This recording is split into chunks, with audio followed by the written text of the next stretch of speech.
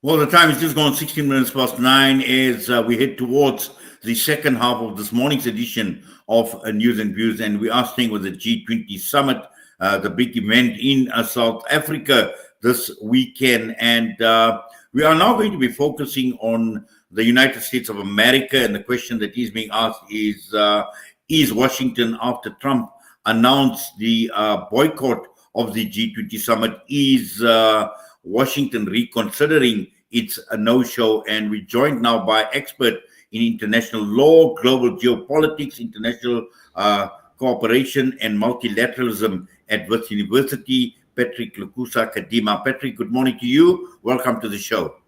Thank you, and good morning, and good morning to your viewers and your listeners.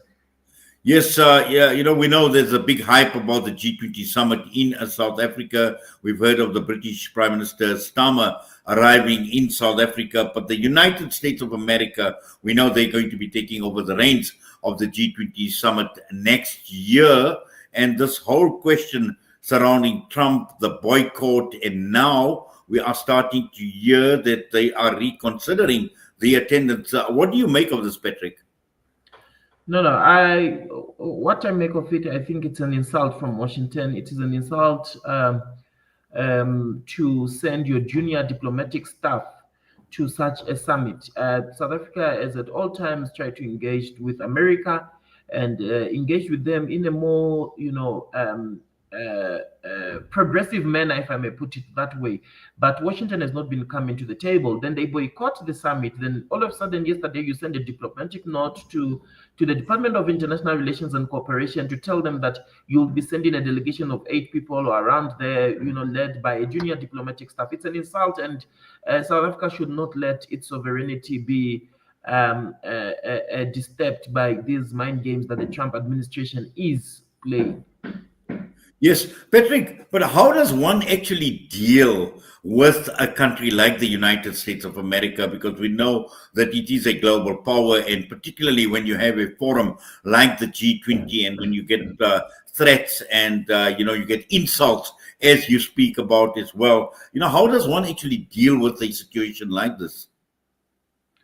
No, South Africa has dealt with it like a mature person. It has tried to deal with it, in all forms, and even the president had to travel there to try engage Trump there, and so on and so forth. But there's only so much you can do, there's only so much you can do, and you can't force yourself onto somebody who does not want to listen. So South Africa should move on with the summit. It has the support of other countries in Asia, it has the support of other countries in Europe, and we should move with the summit.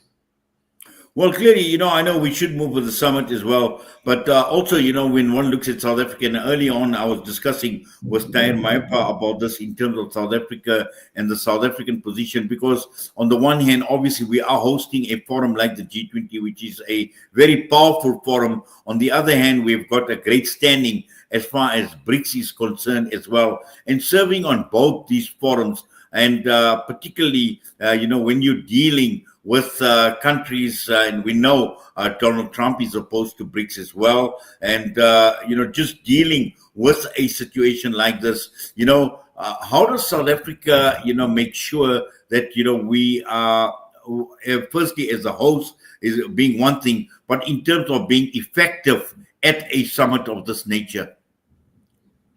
No, sorry, I don't get your question. May you please repeat to me that question? No, I'm saying South Africa in terms of leveraging our position and making an impact at the G20 summit, where on the other hand we feature very, very prominently on another forum which is BRICS as well. So how do we leverage ourselves?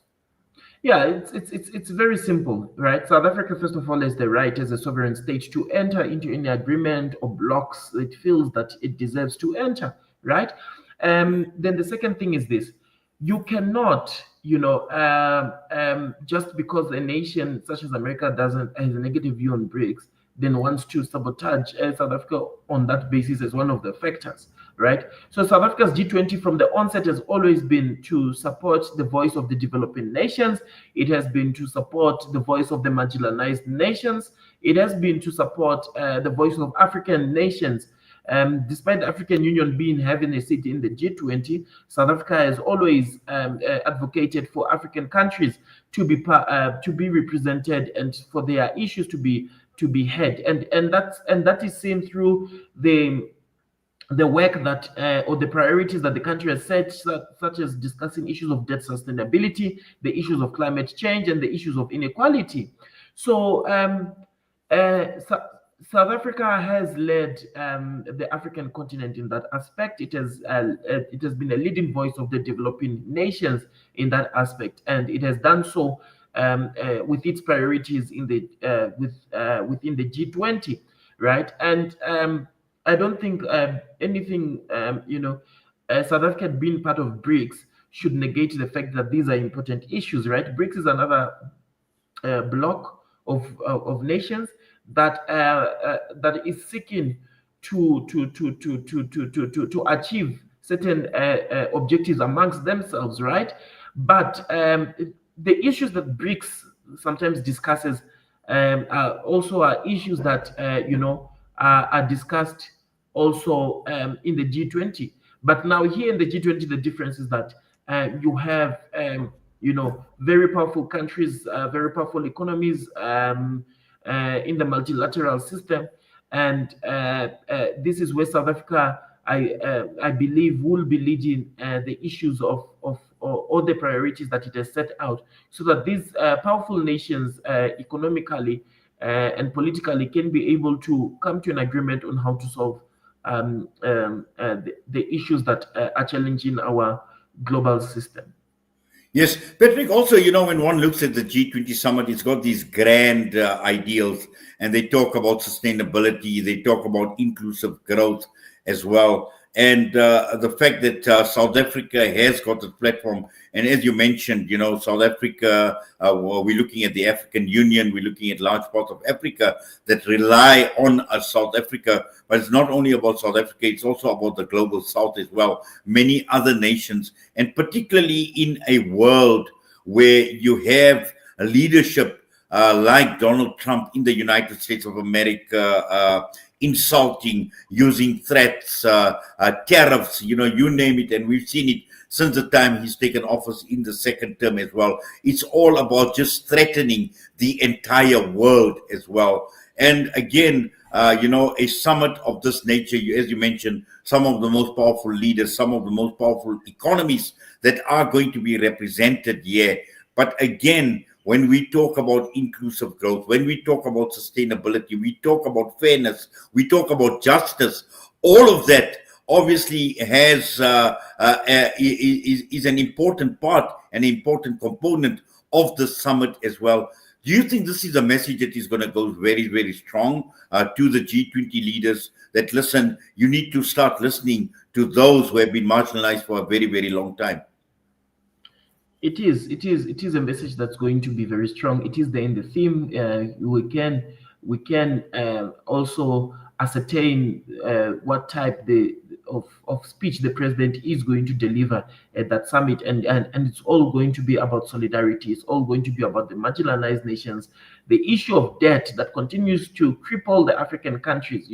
So those are the issues that are going to be definitely discussed. And those are the issues that the president will highlight in his speech, that I am very definitely sure of, looking at how, or studying how the different tracks have been unfolding.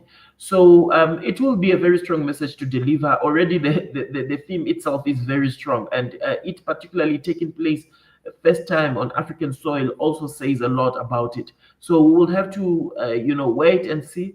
But definitely the message will reach. As to whether the implementation will take place, that is another question. Patrick, let's just try to understand.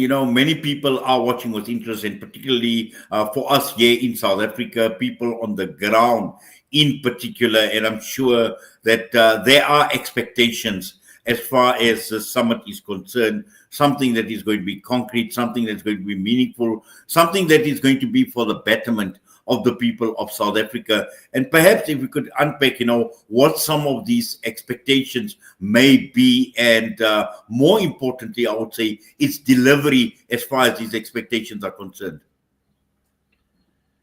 Yeah, so people want jobs. That's the main thing. We there's an issue of joblessness. I mean, unemployment in the country, and people want jobs. So, you know, I've always heard people, critics of foreign policy say, "What do these summits bring to us? Is it just a talk shop? Is it?" No, as there is a part of it that may be seen as a talk show, but as we have seen, the president is invited other people, other member states or other head of states from different countries that are not part of the G20 to participate.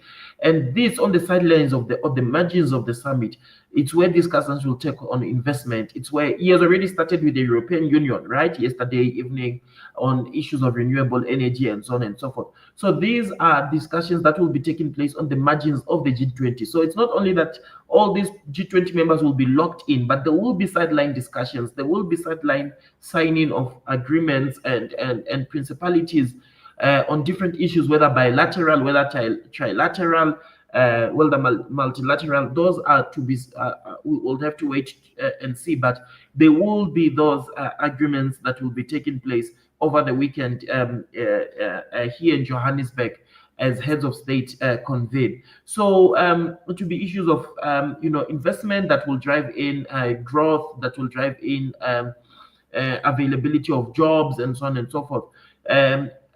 Look, for example, the American government has not participated at all in this summit, but there has been a strong presence of American businesses in participating in this B20 and so on and so forth. So the businesses know that their interests are not merely that of what Washington thinks. Their interests are very long term, and they need to look for their interests. Because if you are um, if you are going to be a private or an investor and you are going to seek to boycott track events such as the B20, then you are only shooting yourself on the foot. So there will be those agreements being signed on this agreements being signed on the sidelines, and we'll have to see what comes out of it. Well, Patrick, all eyes will be on the G20 summit, but as always, we thank you. We do appreciate you taking time out with us. All the best to you, sir. Thank you. Patrick Kadima with us this morning, and his take on the G20 summit, and particularly looking at the United States of America, the insult to South Africa by sending a junior to the G summit. And we know Donald Trump obviously has been full of threats, and which he always does, and this has been his style of leadership since he's taken office. With that, we're going to go for a break. Next up, Hafiz Imran Chunara fired up, and we also will be taking a look at the painting of the mural in Marlborough. The word genocide is being offensive as well, so we will take a discussion there also. And also out of Gaza this morning, taking a look at a good story where a student achieved phenomenal results. We also have got Nikah announcement coming through this morning right here on Salam Media on the Jummah edition of News and Views. Stay with us.